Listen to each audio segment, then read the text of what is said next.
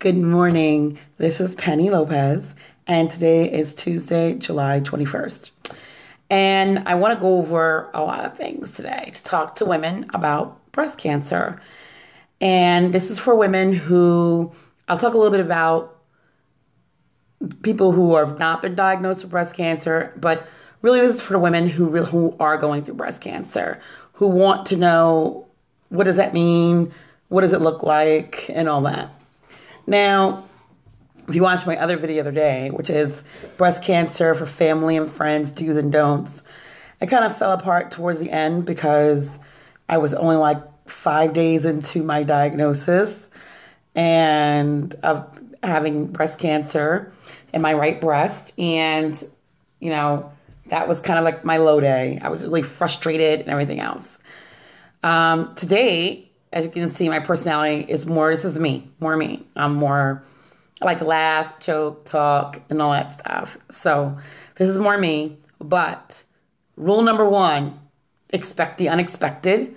Rule number 2, be who you gotta be. Rule number 3, every day is not a sunny day inside. It might be sunny outside, but it's not sunny inside. And it's okay. Because you know, or you will learn to know what you need to do to get through it. So you got to keep those things in mind, because if you don't, people will drive you crazy. You do not have to be anyone but you. Don't let anyone else tell you what you need to do. They mean it from a place of love and well wishes, but there's some days you don't even want to get out of the bed or you're laying on the floor. So quick recap of my story. I was watching the BET Awards, and one evening, on Sunday evening, in 2015, I can't remember the exact date, what that was. It was only like 2 weeks ago. And I felt a sharp pain in my nipple of my right breast, so I went to go grab it, and I brushed over my right breast, which was inflamed and red and hot. And it was a large lump, and it measured about the size of 2 quarters. So I was like, oh no, what's going on? I'm so scared. I ran to my bedroom. Called my mom and dad crying. They're like, stop it. Just go to your primary care doctor and see what's going on. I went to my primary care doctor the next day, who said this might be cystic. So, because of how it just came on so quickly, no other type of symptoms. And so it was left at that. We were going to go get a mammogram and an ultrasound. So I want to talk about that. As for the mammogram and ultrasound, a lot of women just get mammograms each year who are over 40. I am 46. I just turned 46 on May 31st of this year. So less than 2 months ago, I just turned 46. Women who are 40 should get mammograms done every year. If you have dense breasts, that means thick, think of like dense fog. You can't see through the fog. So if you got dense breasts, they're thick and chunky, you need to ask your doctor, require your doctor to give you a prescription for an ultrasound as well. Why? Because people with dense breasts like mine, mammograms don't always pick up even the smallest amount of any type of growths that are in your breasts. In fact, when I went for my mammogram, they had to mark where the lump was to show them where it was. So through the ultrasound imaging, we were able to see the magnitude and see that it was a 4 centimeter mass, and then there's like a little smaller one right above the nipple, excuse me, on the right hand side. So the radiologist, I went and saw him the next day on that Tuesday, and I'm not gonna lie, when he told me it wasn't a cyst and it was a solid mass and it was serious, that I got it checked out to rule out it being cancerous, I kind of passed out in his office. He didn't tell me to sit down. I have my laptop bag on my shoulders, going to go back to work. In my purse, I'm thinking he's going to tell me, it's a cyst, it's going to go away. I just happened to get my period the same day. But no, he told me it was something more, could be more serious. And his voice was just one where I think I knew, like, this is not going to be good. So I just went limp. He caught me, and I'm not a light girl. As you can see, right now I weigh 240 pounds. So I was like 239 because I lost weight. And he had to call for medical assistance, and they helped me up. And I finally came to it to crying hysterically because my first impression is there's a lump in your chest, and if it is cancerous, you're going to die. Not true. So that's the first thing. Not true. There are things that cause that. That can be the other degrees of breast cancer. Has it metastasized? How far has it gone into the breasts and both breasts? Is it into the chest wall? Has it traveled to your lymph nodes, which is the pathway to all the rest of your vital organs? Those are all the questions that have to be answered after you get a biopsy. So the next day I went to a breast surgeon. Actually, he's a general surgeon, 38 years in practice, and he specializes with breast surgery. My primary care doctor had already set it up before I even got home. That was the one time that something was set up for me. So I just want to tell you about that frustration and be prepared for it. So by Wednesday, I went to see the surgeon, Dr. Norman St. Augustine in Morristown, New Jersey, with Morristown Surgical Associates. I live in New Jersey.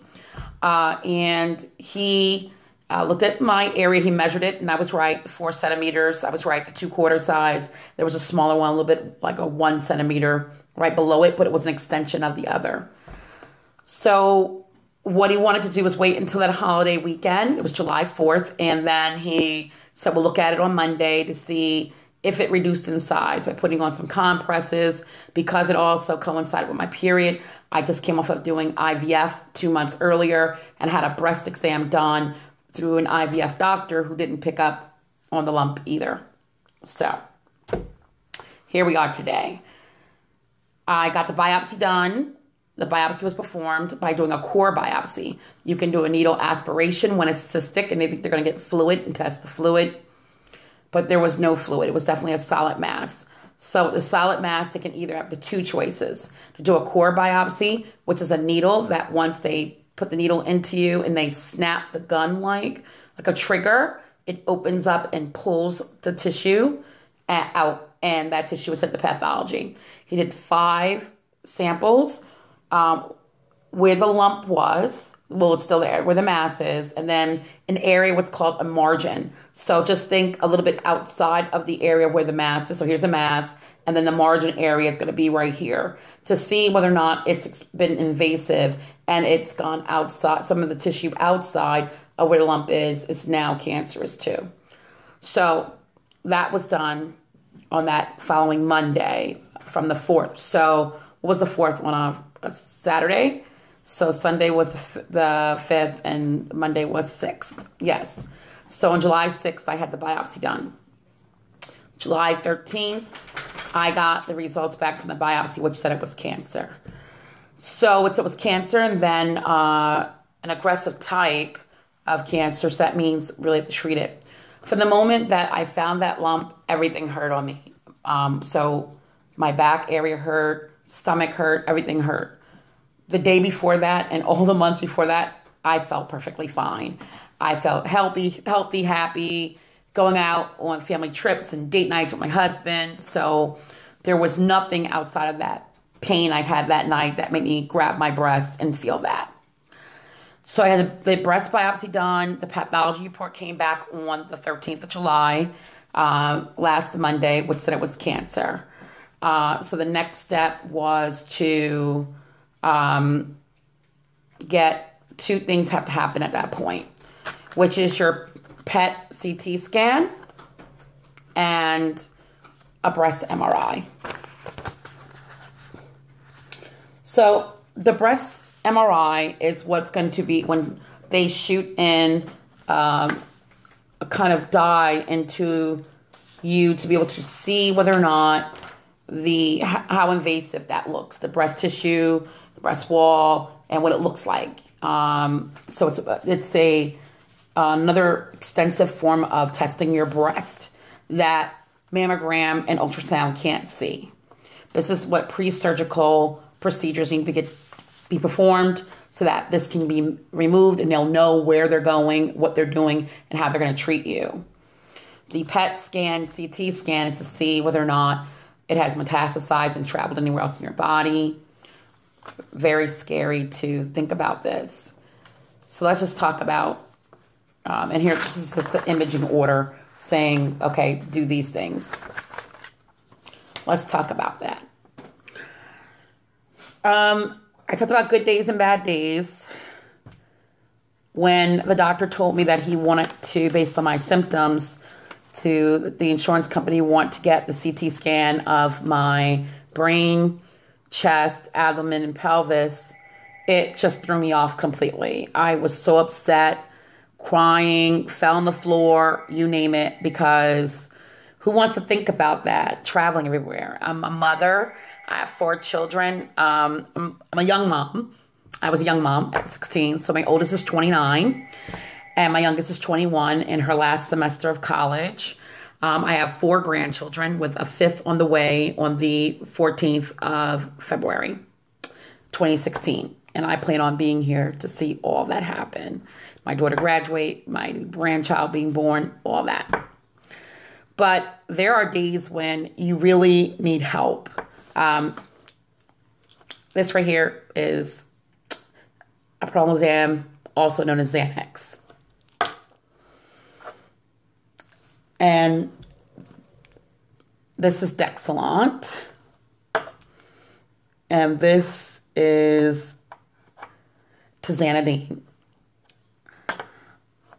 Xanax, maybe it won't happen to you, but for me, which each one of those steps, I needed help. As strong as a person as I am, I was on the floor crying. And I needed to be able to get through my day and my life because I still have to work, because I don't have that option to not work and our family will be able to have our financial bills met. So I have to work through this whole process of having breast cancer and being poked and prodded and tests and everything else. So my point with that is that if you need mental health aids, go to your primary care doctor and ask for Xanax or Ativan, whatever it is you need to get you through. Now, my dose, usually they'll prescribe 0.25. I'm a heavy woman. I need an airplane dose because I'm scared of airplanes. And when I ride an airplane, I take a 2 milligram dose. But the good side about, the pros about Xanax is that you're going to be chill and that you'll compartmentalize everything. Like, okay, I have cancer. Okay, I need to get a CT scan, PET scan to see if it traveled anywhere. Okay, I need a breast MRI. But you're not falling apart. You understand the process and it's sad, but you understand it's necessary and you're able to function. I don't take this every day. I might even take this just twice a week, and sometimes I don't need it. Like today, you see I'm fine. It might be just a sleep because you might not get sleep. And sleep is important for you to get rest and just not stress and worry. The point is, do what you need to do for you to survive, because no one else is in this shell of the body but you. So it's not a bad thing. And I'm saying that because I'm a Christian woman. I'm a saved woman. And sometimes you'll even have people in your family and your church that might say, you just need more Jesus and, don't take these medications. Well, this is what I say. If I was diabetic, would I not take Chanumet or take insulin? I would still take it. I still believe in God. I still praise and worship God, right? So do what's best for you. God has given man the intelligence to create these drugs to help us. That's just my take on it. I said Dexilant because Xanax is a muscle relaxer as well. And when it relaxes your muscles, it tends to help cause heartburn and GERD, acid reflux in some people. So I was prescribed Dexilant and a 60 milligram of Dexilant, 1 capsule each day. There's Dexilant. And what Dexilant does is that it stops that sphincter muscle from opening when the muscles are relaxing. That's what keeps you from having the acid from being able to travel up your esophagus and burn you. And it also repairs any burn you might have had from before. Excellent drug. I know some people get like Tums and Rolaids or whatever. No, this actually, not only does it stop it, it heals. It heals any type of acid that is scarring that might have happened before. So I love those two things. This one that I showed you before, this Tizanidine, is a muscle relaxer as well. You can't take that and Xanax because you'll be sedated in a coma. But this is 4 milligrams, 1 to 2 tablets by mouth as needed at bedtime for muscle spasms. This does help me to sleep. It knocks me out. But I realize I'm not sleeping through the whole night with it, but maybe it might work for you better. But it will take away the pain that comes with the back pain that some women may get as a result of having the tumor and it growing. It tends to press against your spinal cord and cause you some back discomfort. I take hot baths. That helps a lot. My husband rubs Bengay on my back. It smells like old people in our bedroom. And light, soft massages to that area. So, also in my doctor's office, there was a Center for Wellbeing and Wellness. And what I like about this one is that they offer treatments. They also offer things like massages. And I think that's important to have. What I like, they also offer oncology massages, mastectomy massages. So that's something that's good too. These are just the copies of the orders I was going to show you that you might get. The MRI with the breast and the contrast. So that's the MRI one. It's a CT of the head. That's that. The CT of the chest. The CT of the abdomen and pelvis. So with that, when you get the CT of those things, you get the IV contrast, and you've got to drink these. They're disgusting. I don't like it, but it was a necessary thing. So they'll tell you how the process and how that works, and when you got to drink how many. There were 2 of them. One you drink the night before, and then the day of you take it. I think an hour, half an hour, then you bring your last half with you when you are getting your CT done at the time. And then they'll shoot the dye inside of you, and that will do the area they want. I think that was everything about that I wanted to cover and talk to you guys about today. So right now I've had the CTs done of all my body, and I also have the breast MRI scheduled for Thursday. Once that's done, my surgeon, Dr. St. Augustine, will meet with himself, the oncologist, and the radiologist, and they'll come up with a treatment plan. I don't know if that includes radiation first, chemo first. I don't know how that goes, or surgery first. I'll find that out when they call me and let me know. So, hey, I might be needing a Xanax again. The point is that, you will come to a point of working towards acceptance. Like, I even lay hands on my breast, the tumor, and I pray over it because I believe that God's going to heal my body.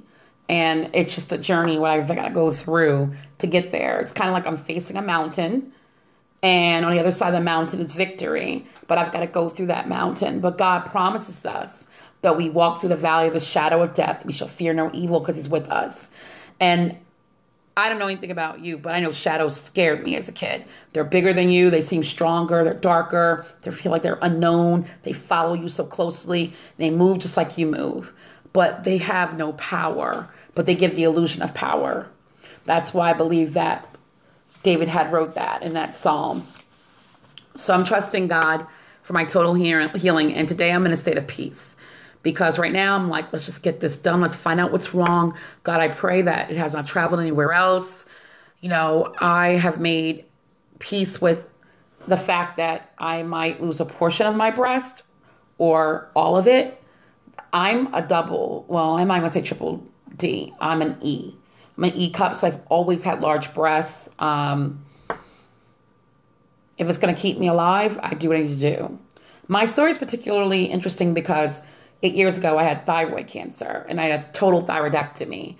Because even though the thyroid cancer was on my right side as well, there was some research done and decision made with my doctor that I get the total thyroidectomy done so it won't try to come on the other side. I don't know if the same thing happens with breasts. I've heard a little thing, but I don't know if that's true, where sometimes you heal one breast, the other way it might try to mirror it later. I don't know. We'll cross that bridge when we come to it. But for today, I'm telling you where I'm at on Tuesday, July 21st. This is where I'm at, and this is what's going on. So for you women to hang in there, family, love, support, anywhere you can get it from is so important. Don't expect everyone who you think should be there to be there. They're not. That was probably the hardest thing to know, that some people just aren't going to be there. Guess what? Now you know. You didn't know? Now you know. Okay? And do what's best for you. Love you. You have to just take everything in stages. Like I said, the next stage is finding out the results of these critical tests. And then the next stage is treatment, what that treatment plan looks like. Like I said, I've come to terms with the possibility of losing a portion of my breast or both breasts, hair. This is all my hair. It's not a weave. But hair grows back. And if not, I'm determined to sport a baldy. People say, oh, you can get a wig. No, I'm going to sport a baldy and be fierce. I'm going to own who I am, because naked I came into this world and naked I shall return. That's how I feel. You do what's best for you. Some people don't even think I should share my story on Facebook or on social media like YouTube. But my philosophy is to each one, teach one.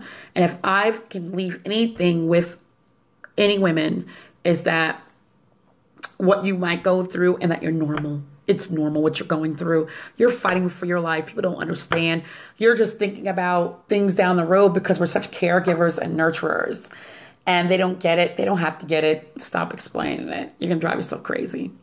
So, peace, love, happiness, and God first.